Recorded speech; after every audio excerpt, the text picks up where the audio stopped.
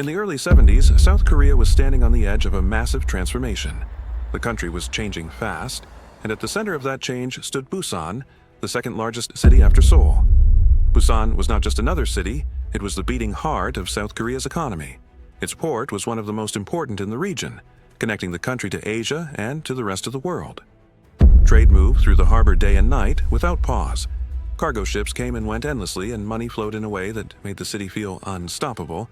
Markets spread across entire neighborhoods, factories multiplied at a frightening speed, and opportunities seemed to appear everywhere. Busan was evolving almost violently, as if it were racing against time itself. The scale of development was so intense that no matter how long you talked about it, you would never finish listing everything that changed. From the outside, Busan looked like a miracle city, a symbol of rebirth and progress. But behind all that shine, there was something else. Something no one liked to talk about. A dark chapter hidden beneath the noise of construction and the promise of prosperity. Years later, many people would connect this chapter to the atmosphere of Squid Game, not because the stories were identical, but because the feeling was the same. The same sense of desperation. The same quiet cruelty. To understand why, we need to go further back, to a wound that never truly healed. In the year 1950, war erupted between South Korea and North Korea. North Korea was backed by the Soviet Union and China, while South Korea was supported by the United States and its allies. The war was brutal beyond imagination. Cities were reduced to rubble, families were torn apart, and losses piled up without end. The fighting continued for 3 full years until a ceasefire was reached in 1953. But this ceasefire was not peace. There was no permanent treaty, no true resolution. The peninsula remained divided. South Korea and North Korea became 2 separate states, each with its own system, its own leadership, and a deep hostility that never disappeared. What the war left behind was devastation on a massive scale. Millions were displaced, and Busan became one of the main cities to receive refugees. Waves of people arrived with nothing. They had lost their homes, their livelihoods, and often their families. The city quickly filled with refugees and homeless individuals who had nowhere else to go. Resources were limited, services were stretched thin, and no matter how hard the government tried to help, the numbers were simply overwhelming. Over time, the economy slowly began to recover. The port returned to full operation, trade picked up again, and money started circulating once more. On the surface, things were improving. But beneath that surface, serious social problems remained. Poverty was widespread, unemployment was high, and for many people survival was still a daily struggle. In the year 1960, the government decided to act. A shelter was established and given a reassuring name. Brother Home, meaning a home for brothers, a place of care and protection. The idea sounded humane and hopeful. The center was promoted as a solution to poverty and homelessness. Newspapers spoke about it positively, explaining that anyone without work, without income, or without a place to live could come and receive help. At first it seemed to work. The streets of Busan began to look different. Fewer homeless people slept on sidewalks. Begging became less visible. Order appeared to return to the city. Later, the center expanded its intake to include people with disabilities as well. Everyone inside Brother Home was given work to do. Small projects were created, tasks were assigned, and from the outside, it looked like a success story. The government had done something good. People were being sheltered. The city was stabilizing. But while Busan was celebrating progress, something strange was happening in its streets. People were disappearing. Elderly men and women vanished without explanation. Children went out to run simple errands and never came back. Families waited at home, watching the hours pass, hoping their loved ones would return. They never did. It was as if these people had simply melted into the air. Police stations were flooded with reports. A son missing, a grandmother gone, another child vanished. The complaints kept coming, one after another, until officers were overwhelmed. Despite a strong police presence across the city, no clear answers emerged. No suspects, no solid leads. The pressure on law enforcement grew, and fear quietly spread among the population. After some time, the disappearances seemed to slow down. The city exhaled. People began to believe that the worst was over. Then the rumors started. Whispers passed from one person to another. Journalists began asking uncomfortable questions. Dark stories surfaced, all pointing toward the same place. Brother Home. At first, no one could prove anything. It sounded unbelievable, even absurd. But as more information surfaced, one disturbing realization became impossible to ignore. What was happening behind those walls was far bigger, far darker than anyone had ever imagined.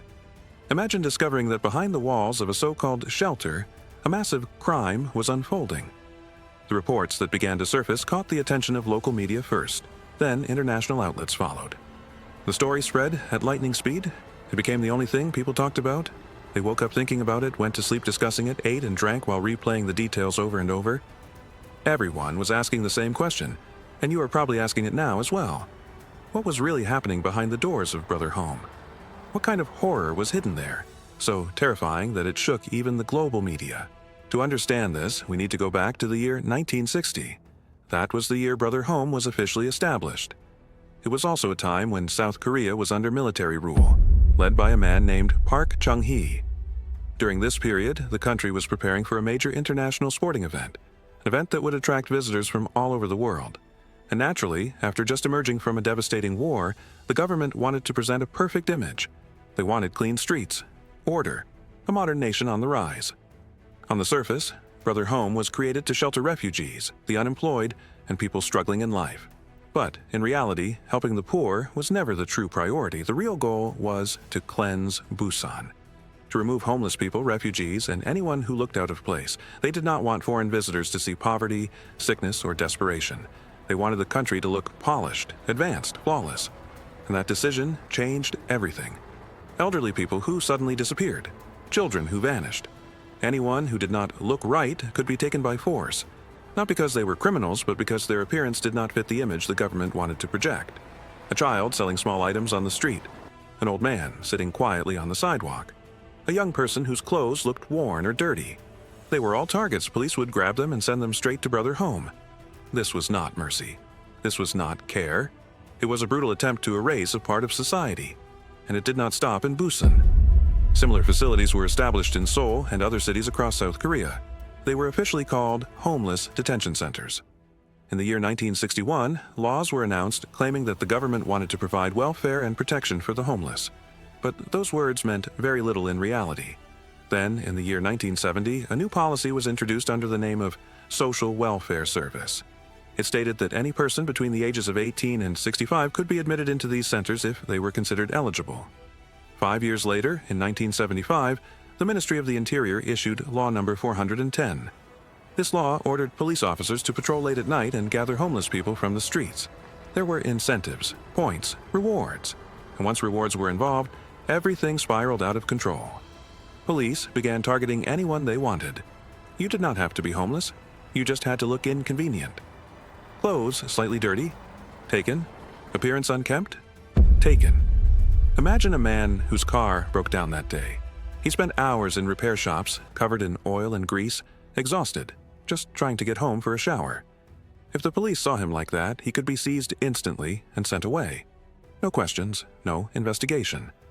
With this system in place, the shelters quickly filled beyond capacity.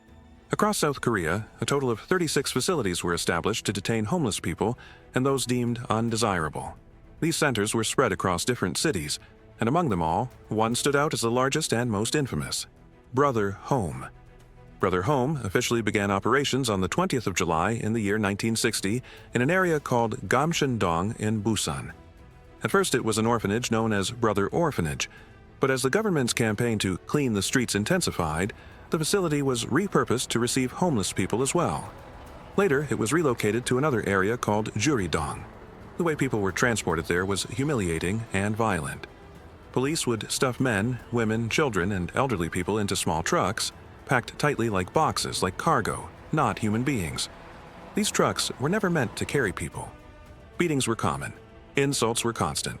Anyone who resisted was struck, dragged, and thrown inside. They were treated like garbage, not like citizens. Before even reaching Brother Home, many of them were already broken. They sat inside those trucks for long hours with no food, no water, no dignity. Fear and exhaustion consumed them. By the time they arrived, they were no longer thinking about escape. They were simply trying to survive.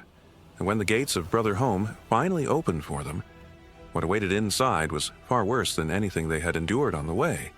But that is where the real nightmare truly begins. They stripped them of everything. The moment they arrived, their identities were taken away. Names meant nothing anymore. No one called you by who you were. You were assigned a number. That number became your name, your identity, your entire existence. From that moment on, you were no longer a person, you were just a digit inside the system. They were then forced to memorize every rule of Brother Home. There was no choice. Obedience was mandatory. Alongside this, they were forced to study the Christian Bible and memorize religious hymns and songs. These lessons were not acts of faith or guidance. They were tools, carefully staged performances. The management filmed these sessions and broadcast them to the media. Television programs and news outlets showed images of people inside Brother Home, studying scripture and singing hymns, presenting the center as a place of moral reform and care. To the outside world, it looked like a success story, a shelter turning broken people into disciplined, religious, productive individuals. What they never showed were the beatings, the humiliation, the constant violence. Inside Brother Home, cruelty was routine. Sometimes the detainees were forced to participate in what were described as games, but these were nothing more than organized torture. Physical and psychological abuse designed to break them completely. Those who were physically weak, people with disabilities, the elderly, could not endure it. Many of them died. By the year 1985, the situation inside Brother Home had become indescribable. The facility was designed to hold 500 people. Instead, it was crammed with nearly 3,000. Imagine that. A space meant for 500, suffocating under the weight of 3,000 human beings. Rooms meant to house a handful of people were packed with 90 individuals at a time. No heating, no ventilation, no basic living conditions. Bodies pressed against bodies, barely able to sit, barely able to breathe. Escape was impossible. High walls, heavy security, constant surveillance. This was not a shelter. It was a prison. Worse than a prison. With thousands of detainees and very few official staff, control became brutal. The director of Brother Home, a man named Park, devised a system to save money. Instead of hiring trained employees, he selected detainees themselves to act as enforcers. He appointed a leader among them, who then chose others. These individuals were given authority over their fellow prisoners. They were not trained. They were not qualified. They were simply desperate. The director ordered them to test others, to check whether people had memorized the Bible, the hymns, or followed instructions. If someone failed, the punishment was immediate and savage. Beatings, humiliation, violence without limits. Worse still, punishment was rarely individual. If one person made a mistake, the entire room suffered. 50 people, 90 people, all punished together. Innocence meant nothing. Collective suffering was the rule. The punishments had names. Hiroshima punishment, hot pepper punishment, electric line punishment. Some names explained themselves. Hot pepper was used to torture bodies. Electricity was used to shock and burn. Others were never fully explained, only feared. With time, this system of abuse became normalized inside the facility. As the years passed, the death toll rose. 657 people died. 657 lives erased by violence, starvation, torture, and humiliation. Many accounts say that a large number of these deaths occurred inside the director's own office, where detainees were beaten repeatedly until their bodies gave out. What happened to the bodies afterward is even more disturbing. Some were buried within the grounds. Some were hidden inside the buildings. Others were allegedly sold to hospitals for dissection and medical training.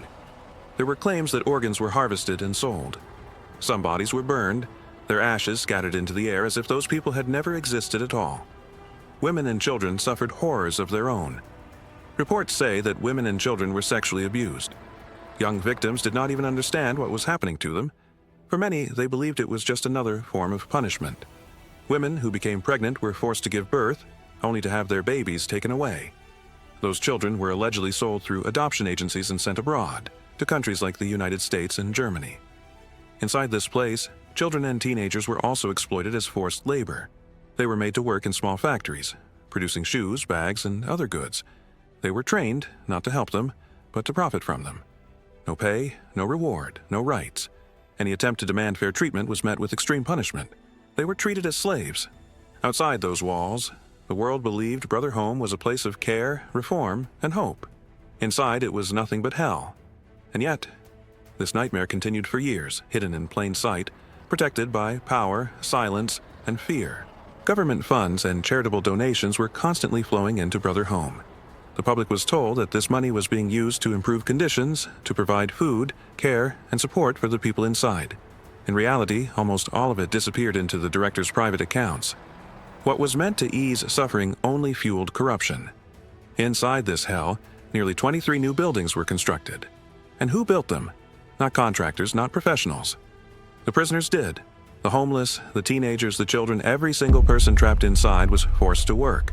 They built those buildings with their own hands, under fear and violence.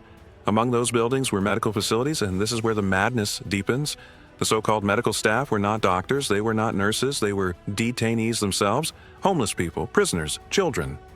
Imagine someone who had never held a needle in their life being forced to act as a nurse. Imagine being sick inside that place, lying on a bed, turning your head and seeing a child barely 7 years old holding a stethoscope, not even knowing what it was for. That was medical care inside Brother Home. This place was beyond logic. No matter how long you talk about Brother Home, you would never finish describing the horrors inside. Entire lifetimes could be spent recounting what happened there. But there were moments that changed everything. In August of the year 1982, a man named Kong filed a complaint with the police. He reported that his brother, who was detained inside Brother Home, had been severely abused. Kang believed that the police would investigate, that justice would follow. Instead, he was shocked. The police advised him to confront the director of Brother Home himself. There was no investigation, no protection. When Kang tried to push forward, the director turned the tables. He filed a lawsuit against Kang, accusing him of false allegations and defamation. The system moved fast, but not to protect victims. On the 23rd of December, the court sentenced Kang to 8 months in prison. Not the abusers, not the criminals, the man who spoke out. It was a clear message. Anyone who tried to expose the truth would be crushed. Years passed, and the nightmare continued, until December of the year 1986. A public prosecutor named Kim Yong-won had recently taken office. One day, he went hunting with colleagues in a mountainous area near Ulsan. While walking through the forest, he noticed something strange. A group of workers cutting trees. At first, nothing seemed unusual. Then he looked closer. Their clothes were torn and dirty. Their faces were exhausted, frightened. Their bodies moved as if they had no strength left. Standing over them were men holding metal rods and sticks. There were aggressive guard dogs surrounding the area. Some of the guards were actively beating the workers while they labored. These were not normal workers. They were prisoners. Kim did not confront them. He stayed quiet. He observed. Then, slowly, carefully, he began to investigate. Who were these workers? Where did they come from?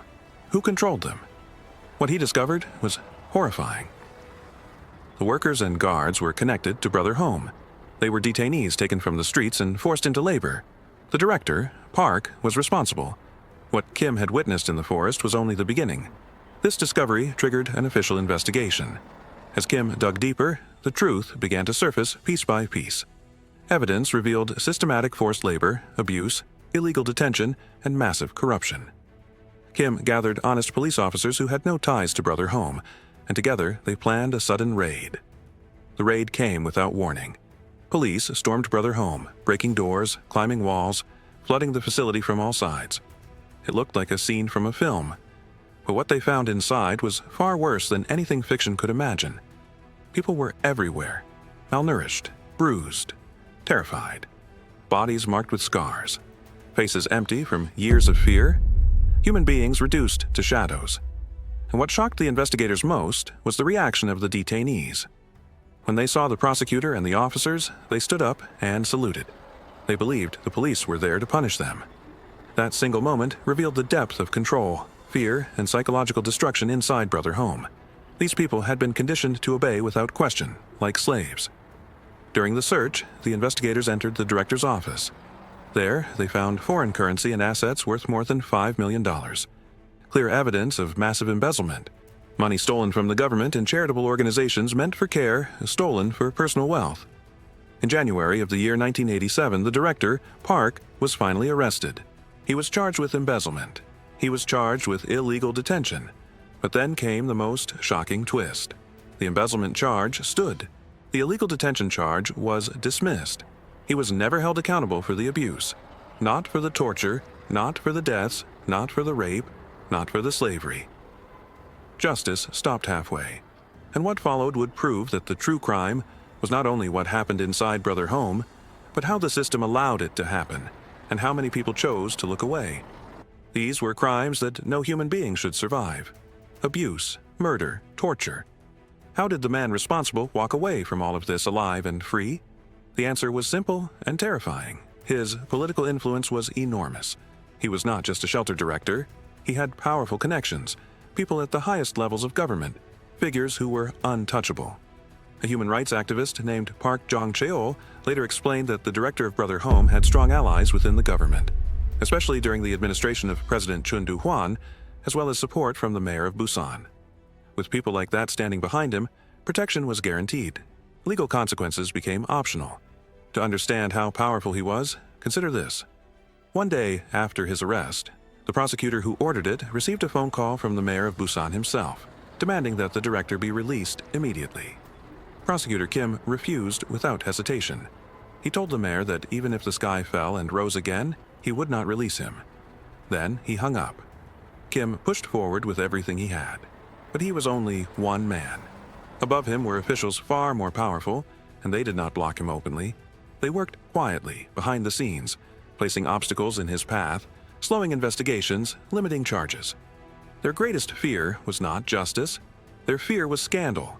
An international scandal that could embarrass the country, especially at a time when South Korea was eager to host global events and present itself as a modern nation.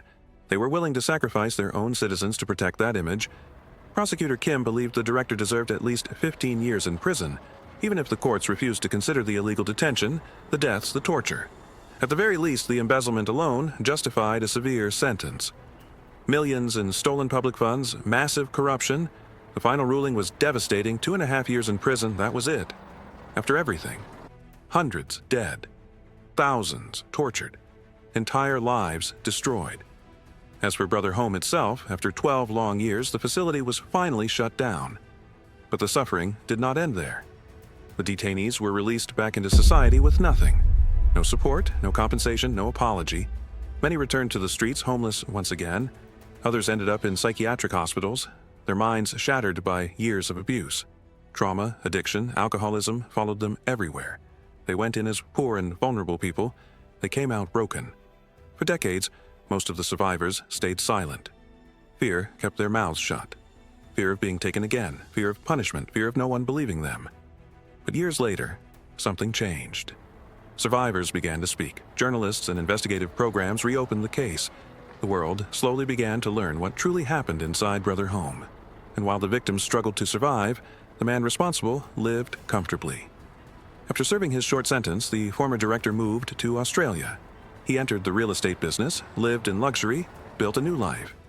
Years later, he returned to South Korea. In the year 2003, he was elected as the first chairman of the Busan Welfare Foundation. The irony was unbearable. He continued living in wealth and comfort, untouched, protected, benefiting from the suffering of the people he had destroyed. That life continued until the year 2016, when he finally died. Only then did the story explode again. Survivors demanded accountability. They demanded recognition. They demanded justice, compensation, even a simple apology. None of that had ever come. When the series Squid Game later took the world by storm, many people could not ignore the similarities. The creator denied any direct connection, saying the story was inspired by childhood games and Japanese media. But the public saw something else: the transportation of people in trucks, the uniforms, the daily punishment, the fear, the psychological and physical torment. The echoes were impossible to ignore. Whether the series was directly inspired by Brother Home or not, one truth remains unchanged. What happened there was real. Not fiction, not symbolism. Real people, real suffering, real crimes. And for many of the victims, justice never truly arrived. If you followed this story from the beginning to this moment, thank you, truly. Bearing witness matters, remembering matters. Because stories like this do not disappear when we look away, they disappear only when they are forgotten.